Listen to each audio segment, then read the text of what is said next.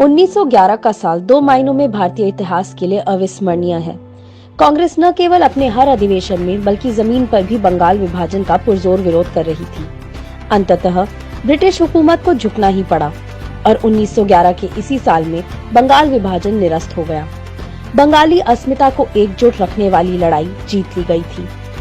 अंग्रेजों की फूट डालो राज करो की नीति के सामने देश और कांग्रेस की जीत हुई। साथ ही पूरे देश में ये संदेश गया कि एकजुट रहकर ही देश विरोधी शक्तियों को परास्त किया जा सकता है। इसी साल बिशन नारायण धर की अध्यक्षता में 1911 में कलकत्ता अधिवेशन आयोजित किया गया। इसी अधिवेशन में बंगाल की माटी के सपूत और विश्व के महान कवि रविंद्रनाथ टैगोर द्वारा लिखित जन गण मन को पहली बार गाया गया। पहली बार गाए जाने के बाद से ही जन गण मन भारतीय जनता में देशभक्ति का प्रतीक बन गया। यही कारण है कि 1950 में जनगण मन को राष्ट्रगान का दर्जा दिया गया। जनगण मन ने आजादी के आंदोलन में देशभक्ति की भावना का संचार करने का काम किया।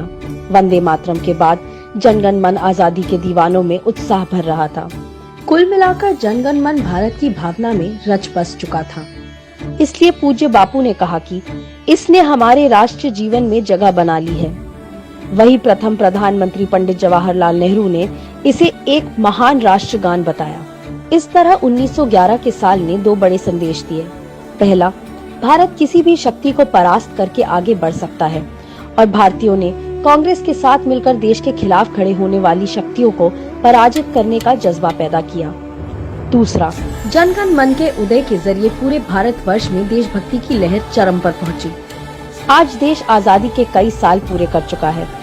आज हमें ये समझने की आवश्यकता है कि हमारे पूर्वजों ने देश को एकजुट बनाए रखने के लिए कितने बड़े बलिदान दिए हैं, संघर्ष किए हैं। हमें उनके बलिदानों और संघर्षों को बेकार नहीं जाने देना है। हम सबको एकजुट होकर अंदर और बाहर दोनों तरह के दुश्मनों से देश की आजादी की रक्षा करनी है। जय हिंद।